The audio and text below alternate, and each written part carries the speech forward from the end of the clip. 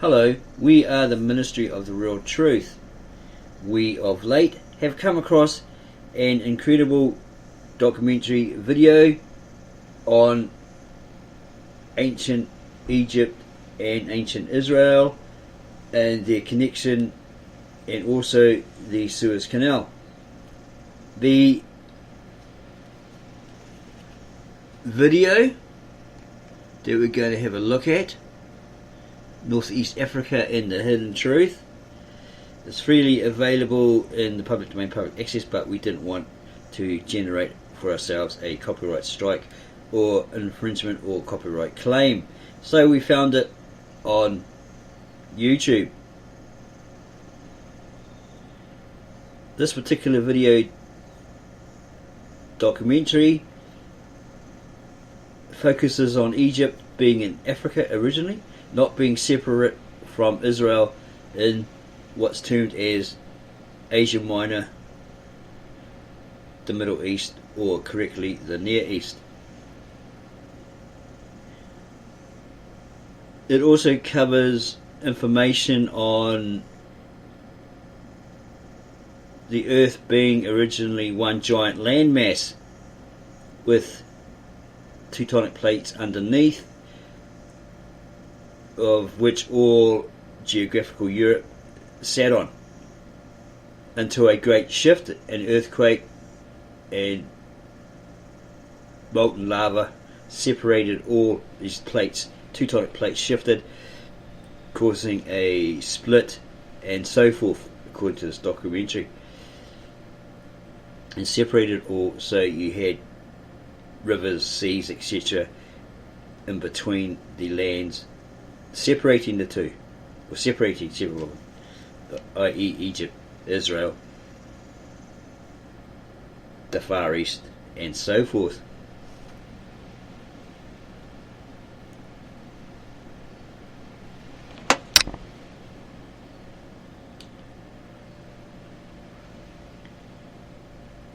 The narrator in the video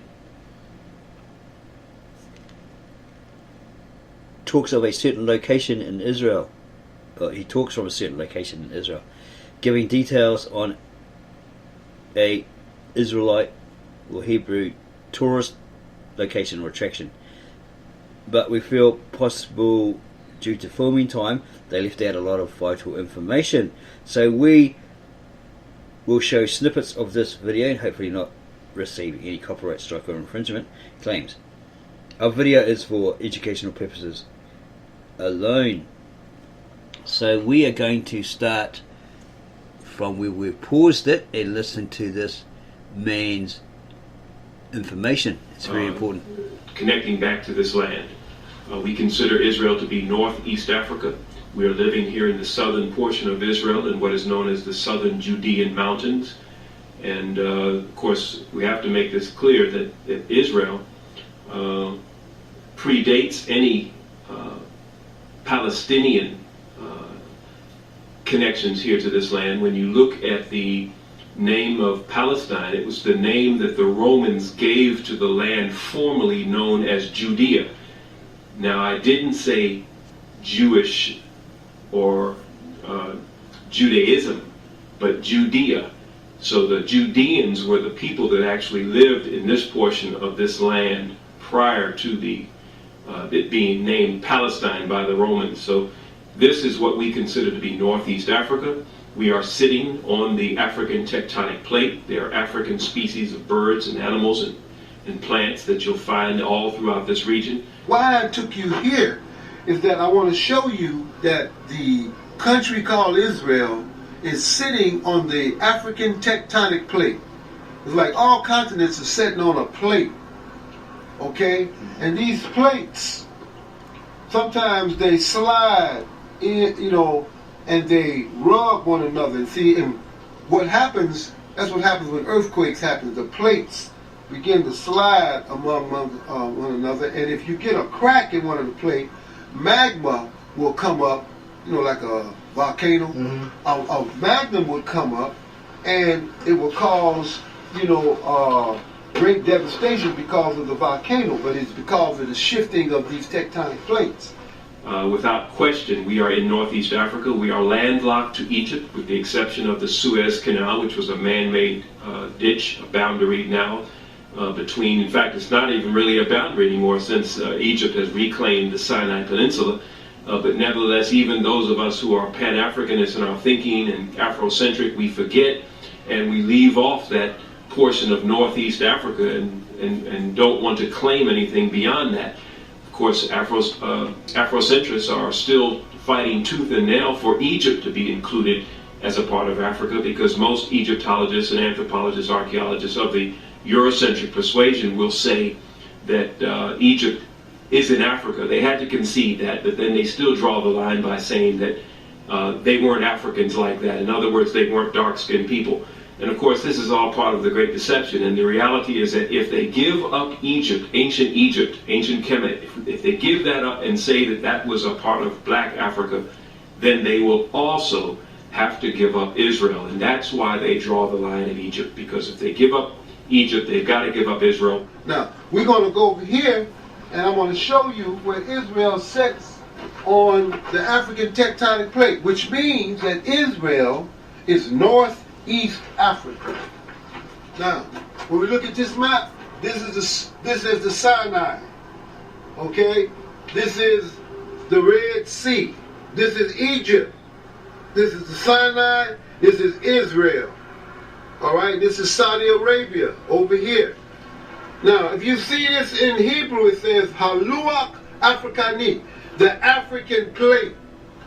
Here it is right here. Israel is sitting right here. Israel is sitting on the Haluach Afrikani, which means that Israel is northeast Africa. There is no Middle East area. Okay, we're going to skip this guy. Skip that guy. I'm going to go to this guy again. Okay, we'll just let this guy finish.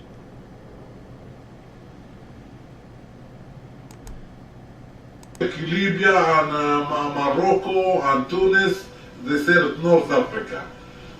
It's west, the west. We are in the north. This is the Mediterranean Sea right here. So people say, well, why do you say, but it's Asia Minor? You know, when Europeans be talking about this Asia Minor, I ask them, where's Europe Minor? Where's America Minor? Okay, this is the only continent with a minor. And you know what that minor is? It's a minor lie. It's really a major lie. Understand? What you talking about, some Asia Minor? Where's Europe Minor? Where's America Minor? But see, when they say Asia Minor, they don't have to classify this land as being part of the African continent. And they want to call it the Middle East. The middle of what? Okay? The only reason why they call this the Middle East, because people here in England, when they would come down into the Mediterranean Sea and go through the Suez Canal, go into the Red Sea and go to Far East, go to China, they were saying they was in the middle of their journey. We've done a great job in being able to demonstrate that this is Northeast Africa. And once we begin to look at it as such, and we stop believing this idea of Israel being a part of the Middle East. What do you mean Middle East? Is there an Upper East, a Lower East? What do you mean Middle East? It's a geopolitical term that the British, our good friends the British, that they used during their reign and their dominion, which has long since passed. The sun is long set on the British Empire. They no longer rule the seven seas, but they, in their world, in their worldview, they called this region the Middle East, and it made sense in that perspective, because going to their east, when they got as far as they could to their east, and they call that the Far East. And to this day, it's still called the Philippines, China, Asia, or Far East Asia, whatever. But wouldn't they refer to it, if this is the far, wouldn't they refer to this as the near, as many do? Yeah. Okay, obviously it's in the middle there, so that's what they termed it, and the reason why, because the guy explained the British coming to check out Egypt, etc. They came down a certain way they deemed as the middle, or we're in the middle of our journey, and so forth. So that's what they termed it. So when you look at going to those regions and passing through this region, passing through Syria, passing through Israel, passing through Egypt, passing through Afghanistan, Iran, etc., it made sense according to their worldview to call this the Middle East. It was the middle of their East. But no longer will a geopolitical term suffice for what we're saying is geological and geographical truth. Europeans classified this area as the Middle East.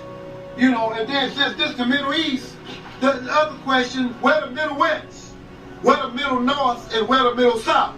They don't have no geographical terms like that. And the only reason why they use that term, Middle East, because it disconnects the proper connotation that should go with describing this land geographically. So, to me, what I Okay, understood. we're going to skip this guy again. Okay, let's go. Here's something. Okay? And then, over here at this map, they show you where the whole... Feel like Africa. So even now, after 22 years, I saw the culture, I saw the most of, there is no Middle East culture. All of these things came from Africa and also from this culture, or originally from here, from this land, from Jerusalem. And now to see the things properly Africa, not Middle East. So, let the truth speak for itself. It's not my interpretation. It is in Hebrew. This is written in Hebrew. And in Hebrew that says... This says Luaka Afrikani, the African tectonic plate. That's where Israel is sitting on. Okay?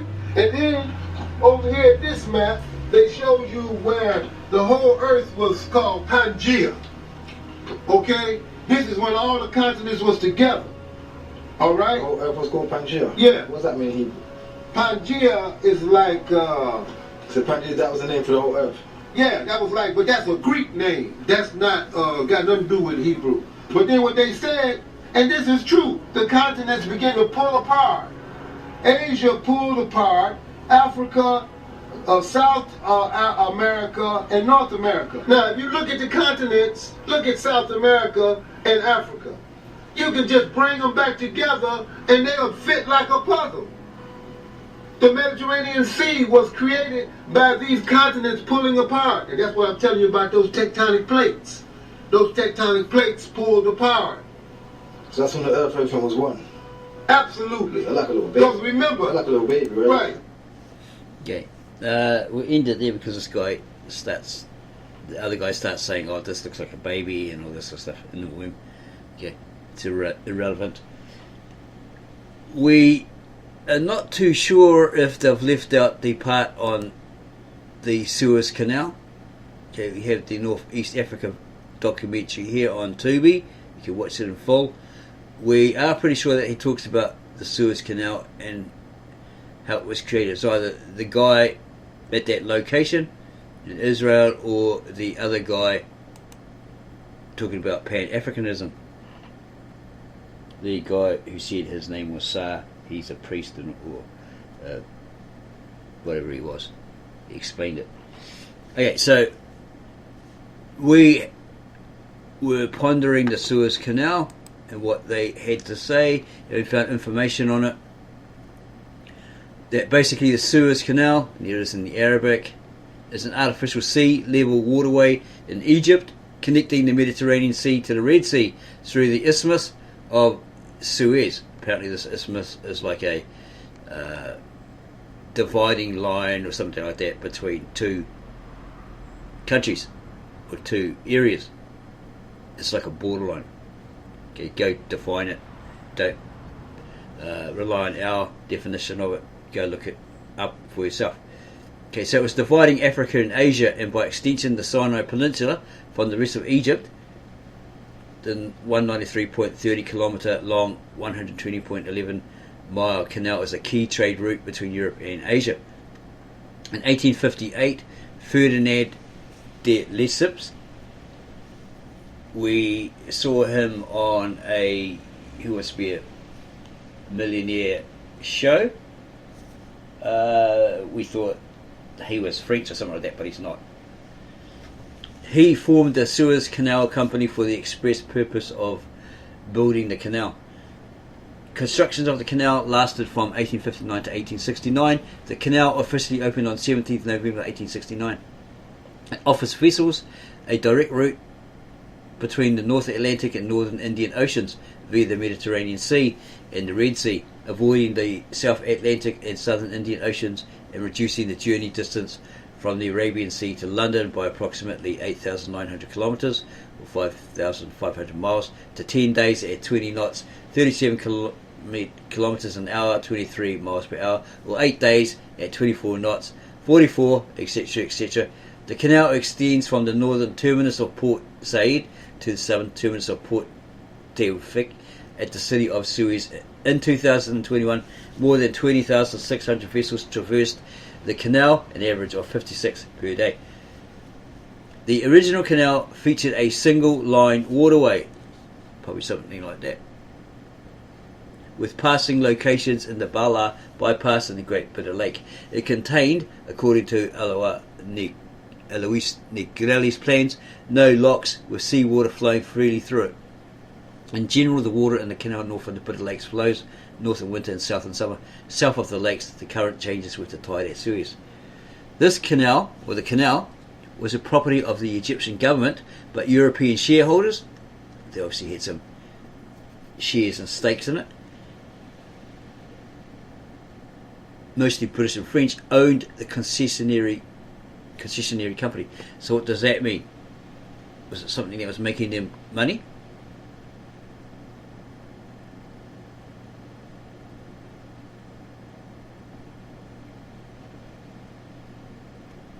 Which operated it until July 1956, when President Gamal Abdel Nasser,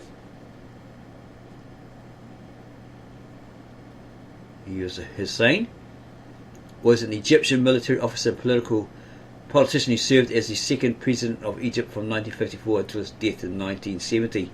Nasser led the Egyptian Revolution of 1952 and introduced far-reaching land reforms.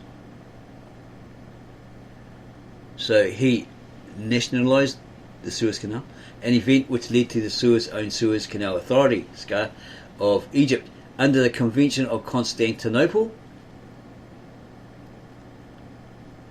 It's a treaty.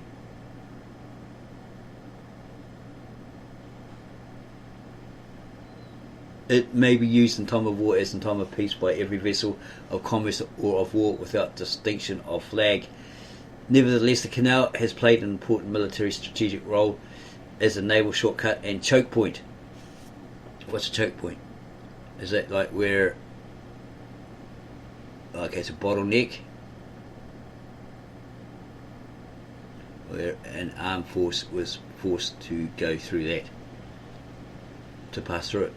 Navies with coastlines and bases on both the Mediterranean Sea and Red Sea, Egypt and Israel have a particular interest in the Suez Canal. After Egypt closed the Suez Canal at the beginning of the 6-Day War, it was between Israel and the Arabs, right? 1967. War was fought between Israel and a coalition of Arab states for 2 June 1967. On 5th June 1967, the canal remained closed for precisely 8 years, reopening on 5th June 1975. And talks about the Egyptian government, precursors. This is interesting. Ancient west-east canals were built to facilitate travel from the Nile to the Red Sea. One smaller canal is believed to have been constructed under the auspices of Senusret II, under the instruction of him, right? Or Ramesses II. Another canal, probably incorporating a portion of the first, was constructed under the reign of Necho II, 16 to 595 BC, but the only full functional canal was engineered and completed by Darius I. Remember that guy? He's the possibly the father of Xerxes, the Persian, in 522 to 486 BC. That's when he lived and died, probably. Second millennium BCE, James Henry Breasted, an American archaeologist, Egyptologist and historian. After completing his PhD in the University of Berlin in 1894, he couldn't get it in America, apparently. He was the first American to obtain a doctorate in Egyptology, etc. There are some dodgy claims about this guy, that he might actually be racist. Go do the research on that guy. It's just what we recall coming across on another video or information. James Henry Breasted attributes the earliest known attempt to construct a canal to the first cataract near Aswan to the 6th dynasty of Egypt, and its completion to Senserat of the 12th dynasty of Egypt. Yeah, that's, we recall now. Yeah, he was saying that the Egyptians were white, they weren't black, all this sort of stuff, which caused a big uproar, etc. The legendary Sesostris, likely either Pharaoh Senseret II or Senseret III of the 12th dynasty of Egypt, may have constructed the ancient canal, the Canal of the Pharaohs, joining the Nile with the Red Sea, 1897 to 1839 BCE. When an irrigation channel was constructed around 1848 BCE, that was navigable. They could go through there, they could navigate their ships through there.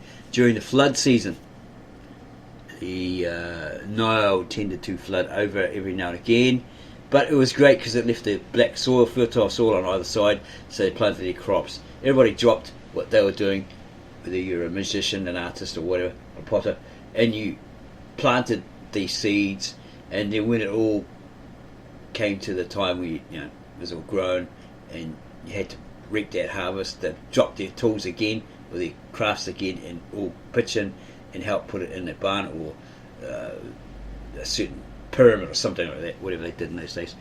And that's why they always had plenty. And there's a note here: the flooding of the Nile has been an important natural cycle in Nubia and Egypt since ancient times. It is celebrated by Egyptians as an annual holiday for 2 weeks, starting August 15, known as Wafa el-Nil.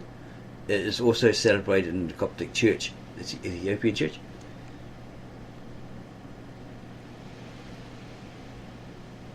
There's information on the pharaohs who first started to create this canal.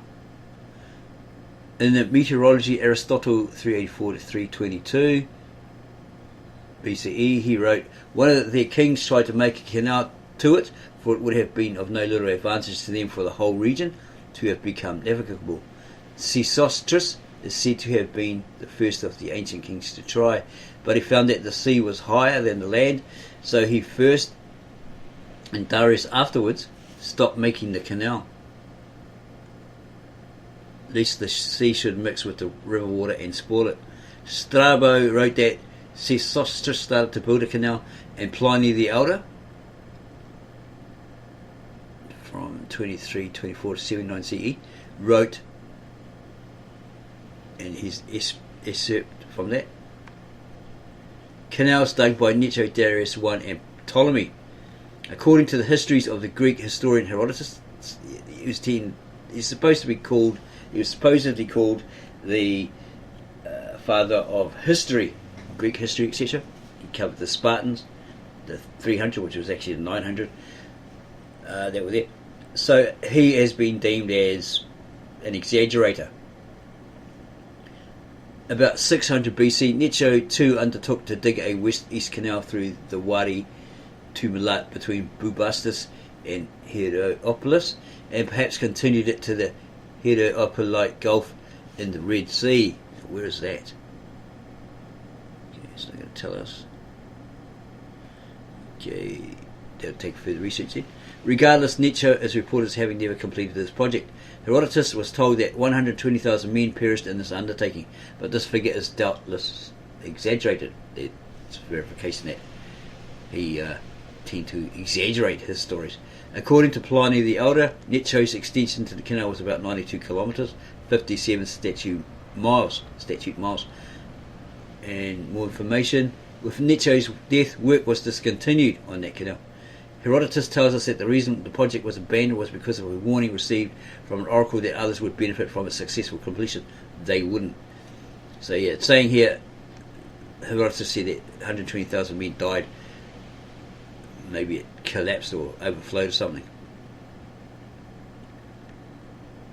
Necho's project was completed by Darius I of Persia, who ruled over ancient Egypt. Commonly known as Darius the Great, was a Persian ruler who served as the third king of kings of the Achaemenid Empire, reigning from 522 BCE until his death in 486 BCE. He ruled the empire at its territorial peak, and so forth. Who ruled over Egypt? Darius I of Persia ruled over ancient Egypt after it had been conquered by his predecessor Cambyses II, second king of kings of the Achaemenid Empire from 530 to 522. He was the son and successor of Cyrus the Great, and his mother was Kisandane. It may be that Darius' time a natural waterway passage which had existed between the Euphrates Gulf and the Red Sea in the vicinity of the Egyptian town of Shaluf, alternately Chaluf or Shaluf, located just south of the Great Bitter Lake, had become so blocked with slit that Darius needed to clear it so as to allow navigation once again. According to Herodotus, Darius' canal was wide enough that the two triremes could pass each other with oars extended. What are they? Is that like a 3 type boat or something? Triremes. And required 4 days to traverse. Darius commemorated his achievement with a number of granite stelae. He probably wrote upon it. That he set up on the Nile bank, including one near Kabret and a further one a few kilometres north of Suez. Darius the Great Suez inscription reads, and there it is there. Text written in Old Persian, Elamite, Babylonian and Egyptian on 5 monuments erected in Wadi Tumilat, commemorating the opening of the canal of the Pharaohs between the Nile and the Red Sea. And he wrote, King Darius says, I am a Persian. Well, this is what he's saying. I am a Persian setting out from Persia. I conquered Egypt. I ordered to dig this canal from the river that is called Nile and flows in Egypt to the sea that begins in Persia. Therefore, when this canal has been dug as I had ordered, ships went from Egypt through this canal to Persia as I had intended. Darius inscription. The canal left the Nile at Bubastis, an inscription on a pillar at Pithom. It's probably in Egypt somewhere.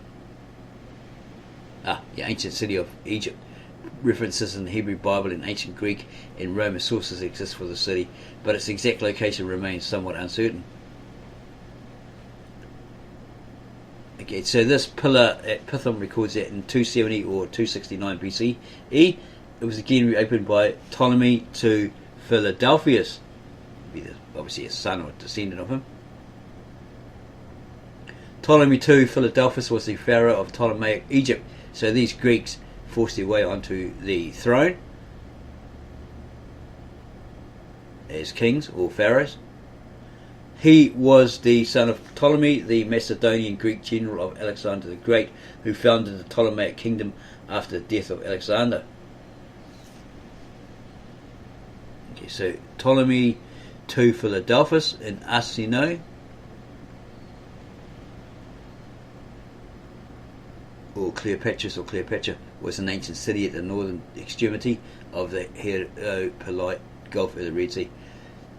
He constructed a navigable lock with sluices at the Heliopolite Gulf of the Red Sea, which allowed the passage of vessels but prevented salt water from the Red Sea from mingling with the fresh water in the canal. In the second half of the 19th century, French cartographers discovered the remnants of an ancient north-south canal past the east side of Lake Timsah, ending near the north of the Great Bitter Lake.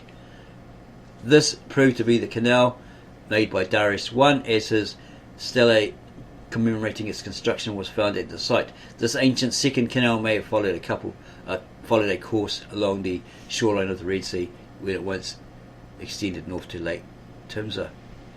And there's more information here. The ancient canal was re-excavated by Roman Emperor Trajan in the 1st century AD, who named it Amnus Chianus after himself. He reportedly moved its mouth on the Nile further south on its site, what is now Old Cairo. By the time of the Arab conquest in 641 AD, this canal had fallen out of use. The commander of the Muslim force, Amr ibn al-As, ordered that it be restored so as to improve connections between Egypt and Medina.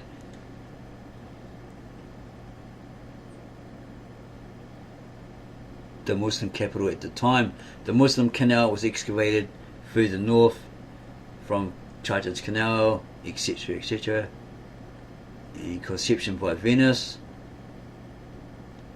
These people were still over the centuries trying to create it, fix it up, etc. Napoleon's discovery of an ancient canal. During the French campaign in Egypt and Syria in late 1798, Napoleon expressed interest in finding the remnants of an ancient waterway passage. This culminated in a cadre of archaeologists, or a flock of, or group of archaeologists, scientists, cartographers and engineers scouring northern Egypt. Their findings, recorded in the description de l'Egypte, don't speak French, we're just sounding it as we think, we see fit, include detailed maps that depict the discovery of an ancient canal extending northward from the Red Sea and westward toward the Nile. And later he contemplated the construction of it. And there's a history of the Suez Canal.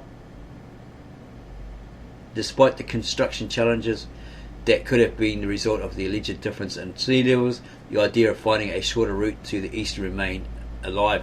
In 1830, General Francis Chesney, a British general and explorer, submitted a report to the British government and so forth. Construction by the Suez Canal Company, preparations 1854 to 1858. So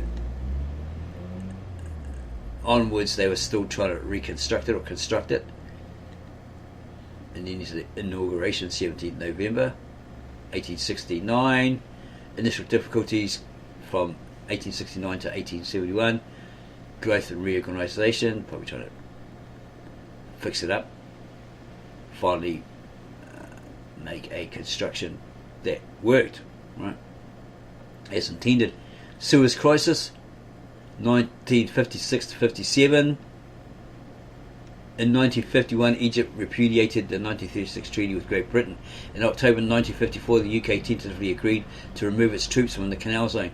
Because of Egyptian overtures towards the Soviet Union, probably dislike, both the United Kingdom, they had differences, both the United Kingdom and the United States withdrew their pledge to financially support construction of the Aswan Dam. Egyptian President Gamal Abdel Nasser, who we probably already looked at, responded by nationalising, we looked at it before, Hussein, the canal on 26 July 1956 and transferring it to the Suez Canal Authority, intending to finance the dam project using revenue from the canal and so forth. Arab-Israeli Wars of 1967 and 1973. Egypt closed the canal to Israel shipping after the 1948 Arab-Israeli War and so forth. Mine clearing operations from 1974 to 75. After the Yom Kippur War, the United States initiated Operation Nimbus Moon. The amphibious assault ships USS Incong, LPH-12, were sent to the canal carrying 12 ROH-53D minesweeping helicopters of Helicopter Mine Countermeasures Squadron 12 and so forth. And then there was the United Nations presence, bypass expansion, it shows it there, 2015 additions to the canal, incidents, obstructions and so forth. And here's the layout and operation of the Suez Canal.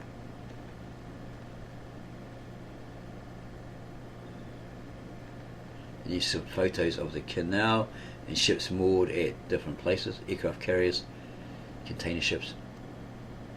And there's information on an operation, and there's some more pictures here of what it looks like from a bulk carrier and looks like a shipping convoy of supplies or something like that. And more information.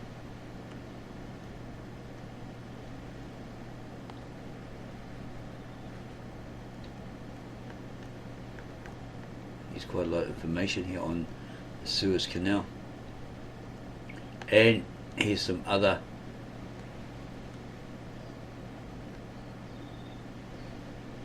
information you can look at, and use the citations throughout this particular article or this particular website, Wikipedia rant information on the Suez Canal.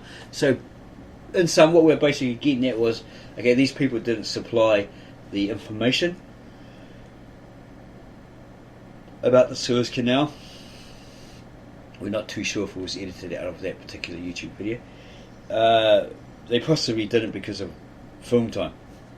We can understand that. We believe that if that was what happened. So, yeah, again, in sum, we're basically saying through this video that the Egyptians, possibly the Egyptians, first started trying to build this canal,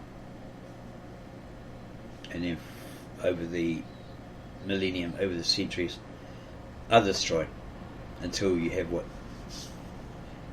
you have today. There's a lot of people out there that say, oh yeah, it was created by man, etc, etc. Yeah, it actually was over the many millennium, the many centuries, starting from Egypt to modern day. So, as this person detailed in the video, it was all once one landmass. There was no separation until the two tectonic plates shifted, causing an earthquake, probably a volcanic eruption, all this sort of stuff, and then these lands separated. So Egypt, Israel were actually one landmass, and it was Africa. Yeah.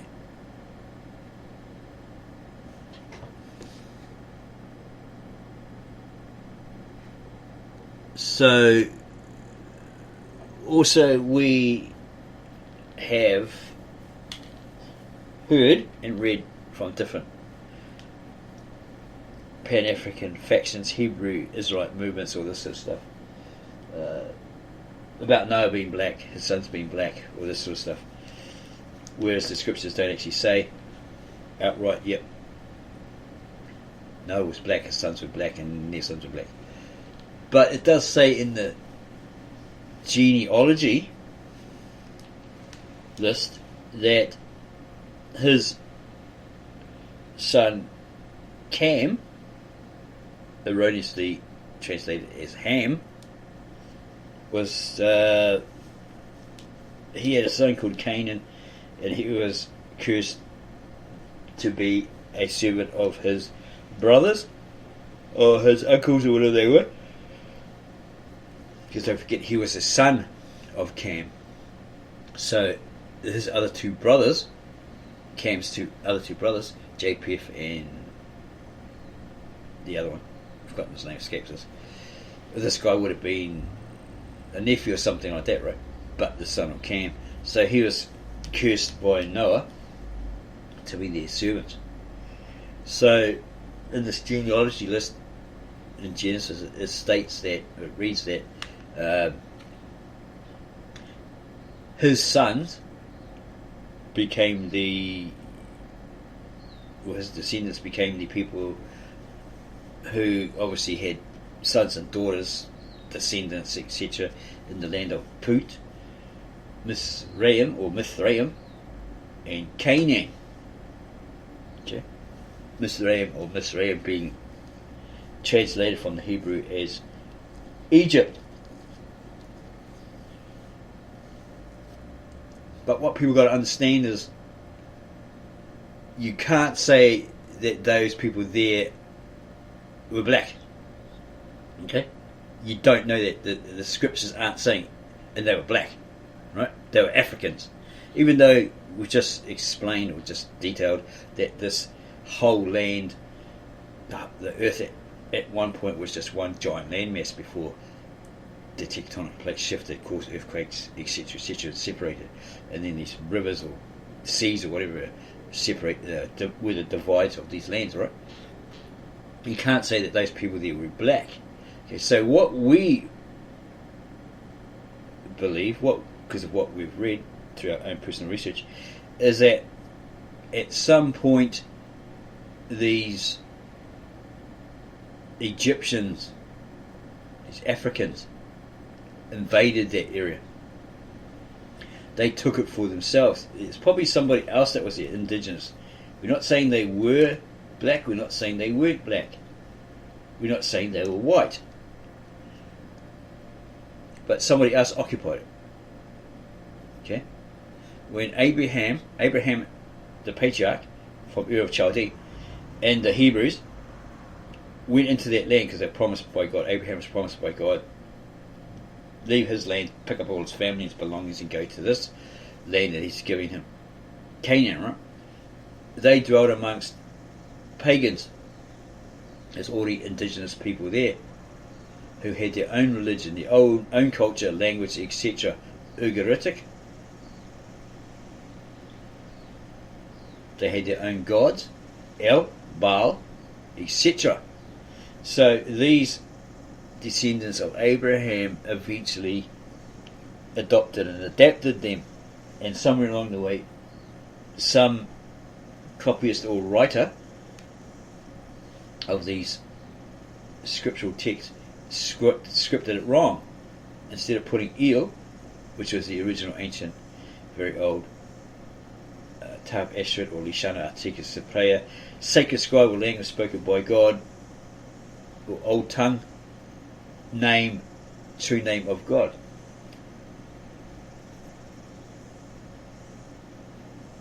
So they've scripted this pagan god, El, Yahweh, Baal, etc. into their texts.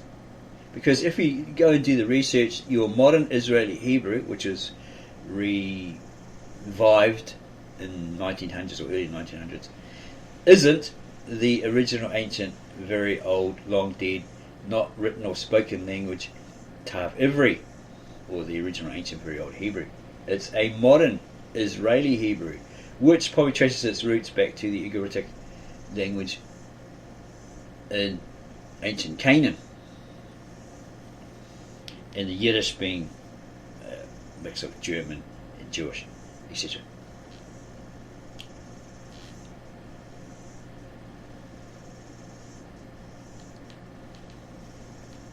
So you have to be very onto it, very wary in that case.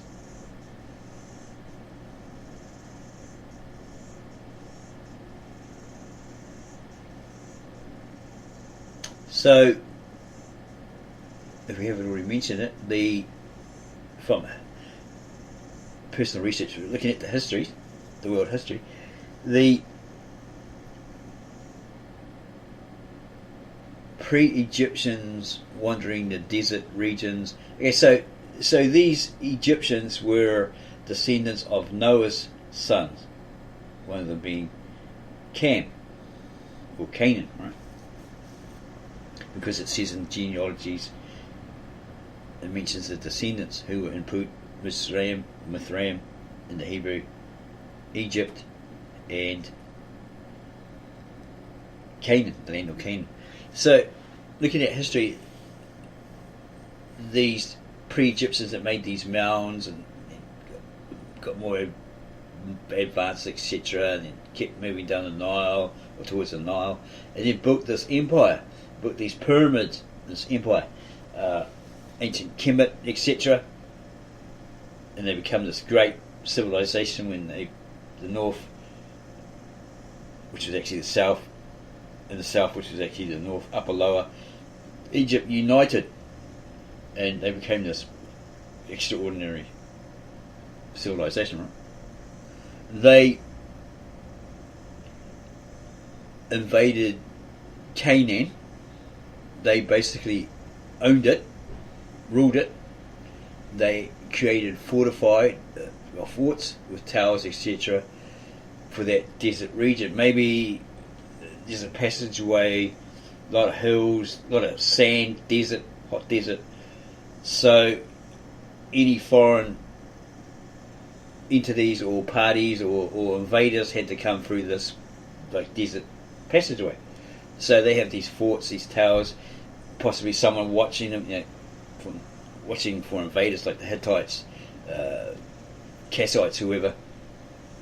So they were pre-warned. So the Egyptian army would go out there, meet them halfway, battle them and defeat them, and take them back as slaves and whatever they possessed, weaponry, whatever.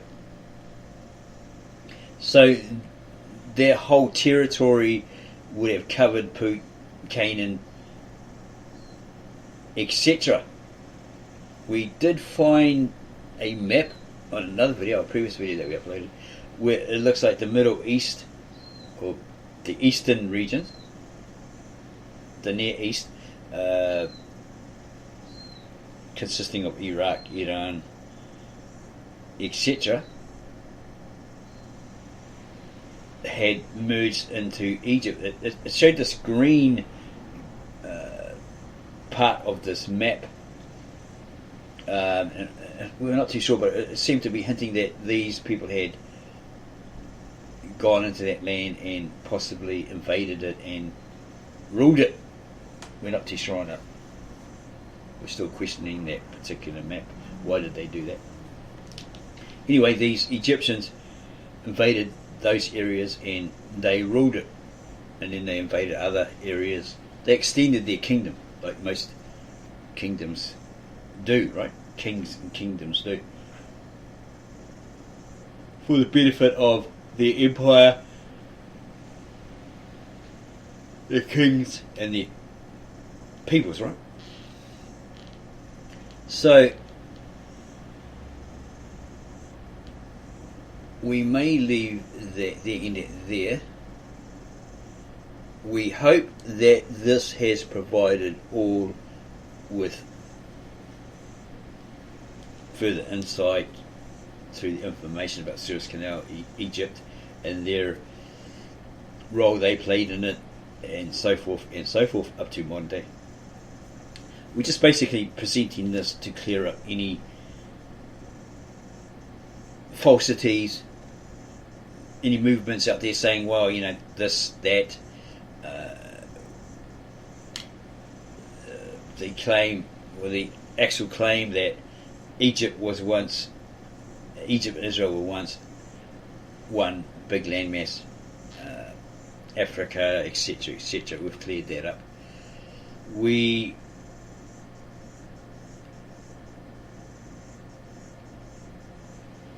do this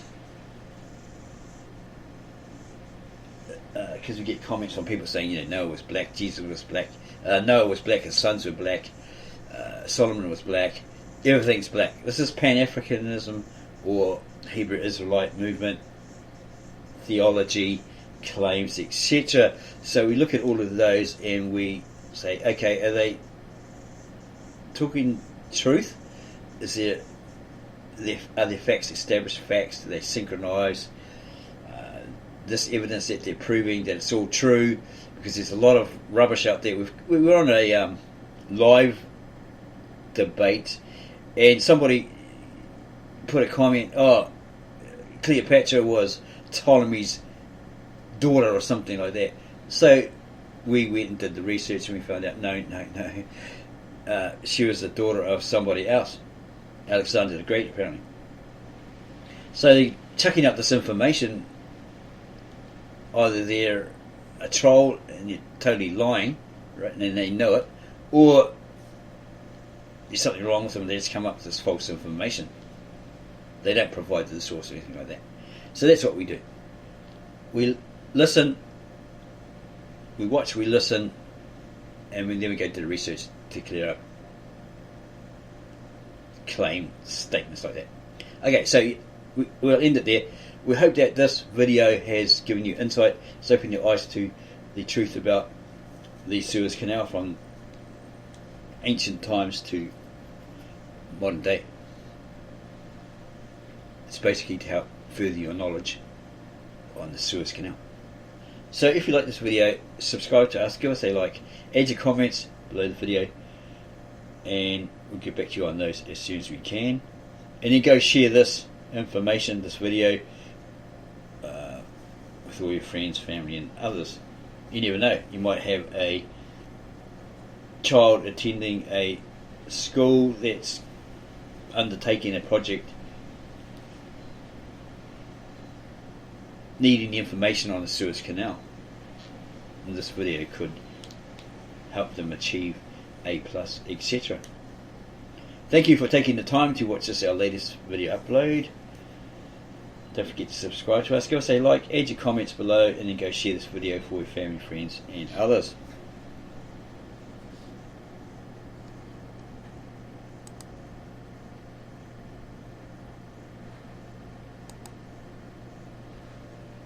Oh, you can watch this video in full on Tubi. Okay, this says 57 minutes 12 seconds. Okay, whereas this one is 2 hours and 21. So this one here has probably been heavily edited. In our next video we may cover the ancient history of the Egyptians. Watch out for that.